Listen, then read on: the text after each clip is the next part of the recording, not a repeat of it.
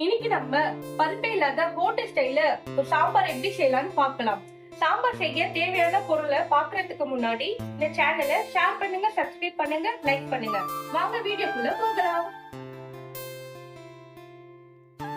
ஒரு சைஸ் பெரிய வெங்காயம், 10 ல இருந்து 15 போல சின்ன வெங்காயம், 2 மீடியம் சைஸ் தக்காளி, 4 பச்சை மிளகாய், பெருங்காயத்தூள், கருவேப்பிலை, கொத்தமல்லி, தாளிப்புக்கு தேவையான பொருட்கள் எண்ணெய், கடுகு, சீரகம், வெந்தயம், வரமிளகாய்.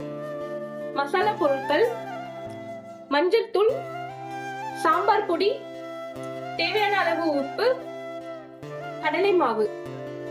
இப்ப வாங்க ஹோட்டல் ஸ்டைல்ல பருப்பு இல்லாத சாம்பார் எப்படி செய்யலாம்னு பார்க்கலாம். இப்ப நம்ம எடுத்து வச்சிருக்க பெரிய வெங்காயம், 10 போல சின்ன வெங்காயம், 4 பச்சை மிளகாய்,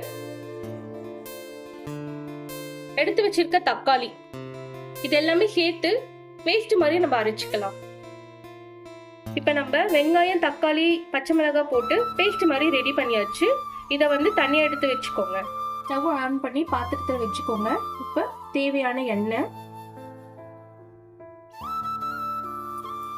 1/2 ஸ்பூன் கடுகு.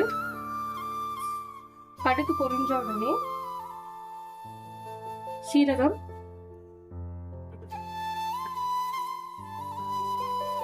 கால் ஸ்பூன் வெந்தயம், 4 போல வரமிளகாய். நம்ம எடுத்து வச்சிருக்க 10 ல இருந்து 15 வெங்காயம், சின்ன வெங்காயம் ஆட் பண்ணிக்கலாம்.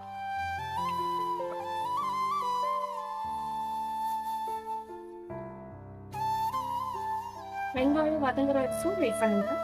வெங்காயம் நல்லா வதங்கிடுச்சு. இந்த டைம்ல கருவேப்பிலை, நம்ம அரைச்சு எடுத்து வச்சிருக்க வெங்காயம் தக்காளி பேஸ்ட்,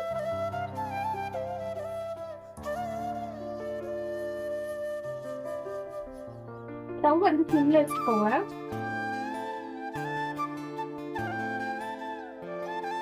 அரை ஸ்பூன் மஞ்சள், 1 ஸ்பூன் சாம்பார் பொடி,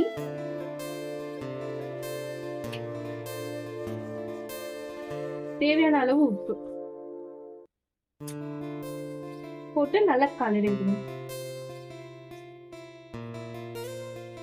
நல்லா கலந்து விட்டாச்சு. இப்போ எடுத்து வச்சிருக்க கடலை மாவு தண்ணி ஊத்தி கலந்து இப்போ இதுல ஊத்திக்கணும். நல்லா கலந்து விடுங்க. இப்ப தேவையான தண்ணி ஊத்திக்கலாம்.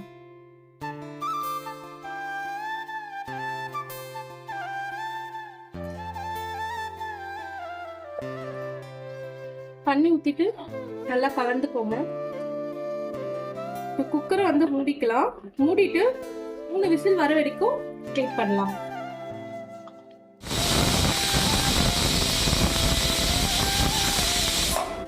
இப்போ 3 விசிலுக்கு அப்புறம் சாம்பார் எப்படி வந்திருக்குன்னு பார்க்கலாம்.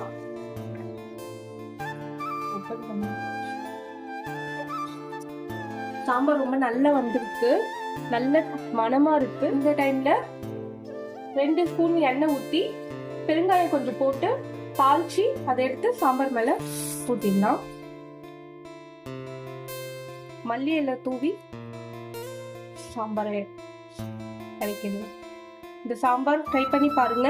இது பருப்பு இல்லாம பண்ணீங்கன்னு சொன்னீங்கன்னா நான் யாருமே நம்பவே மாட்டாங்க. அந்த அளவுக்கு டேஸ்டா ரொம்ப சுவையா இருக்கும். நம்ம எதிர்பார்த்த மாதிரியே சாம்பார் ரொம்ப டேஸ்டா நல்ல மணமா வந்திருக்கு. இந்த சாம்பாரை இட்லி, தோசை, ஆப்பம், இடியாப்பம் எல்லாத்துக்குமே நம்ம சைட் டிஷ்ஷா யூஸ் பண்ணிக்கலாம். இந்த சாம்பாரை கண்டிப்பா ட்ரை பண்ணி பாருங்க. ட்ரை பண்ணி பார்த்துட்டு எப்படி இருக்குன்றத எனக்கு கமெண்ட்ஸ் பண்ணுங்க.